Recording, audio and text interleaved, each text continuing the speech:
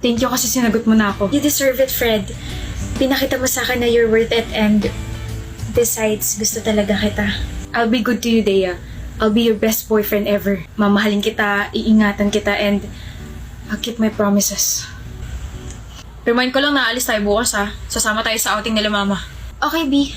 Huwag kang magsushort, Dea. Huh? Pero mainit, tsaka Sa resort tayo pupunta. hindi ka rin pwede magbikini. Wear something that can cover your whole body. Ito na naman ba tayo, Fred? Magsiswimming tayo, hindi tayo pupunta sa malamig na lugar. Hindi ka nga pwede mag-short. Gawin mo na lang yung sinabi ko. Okay?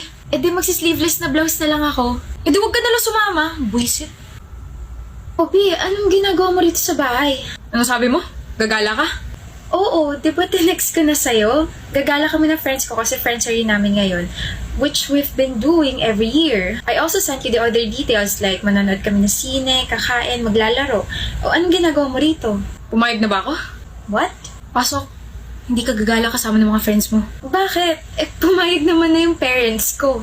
Eh ako, pumayag na ba ako? Di ba hindi pa? Pasok. My friends are waiting for me, Fred.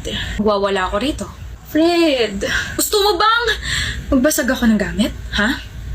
B, tayo na lang yung magbanding. Di mo lang ako boyfriend. Best friend mo rin ako. Kaya pumasok ka na bago pa mag-init tong ulo ko. Good girl. Sino ka chat mo?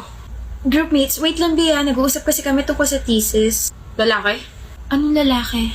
May lalaki ba sa mga groupmates mo? Meron, dalawa. Block mo. Ano? I-block mo! Sabi ko sa'yo, diba? Huwag kang makikipag-usap sa ibang lalaki. Ayaw ko rin na lumalapit ka sa kanila. Pero Fred, groupmates ko to. Ako yung leader. Iba-block ko sila. How can I even talk to my members about sa thesis? Excuse mo ba yan? Parang mang lalaki ka? Ikaw pumili ng mga members mo, no? Malandi ka talaga. Yung prof namin yung pumili ng members, ano ba? Ako o yung mga groupmates mo mga lalaki? Ano? Mamili ka! Pati to big issue sa'yo? Fred, nag-aaral lang naman ako. Deya! Ako o yung mga groupmates mo? Yung thesis ko. Sabi yung pumili ka eh.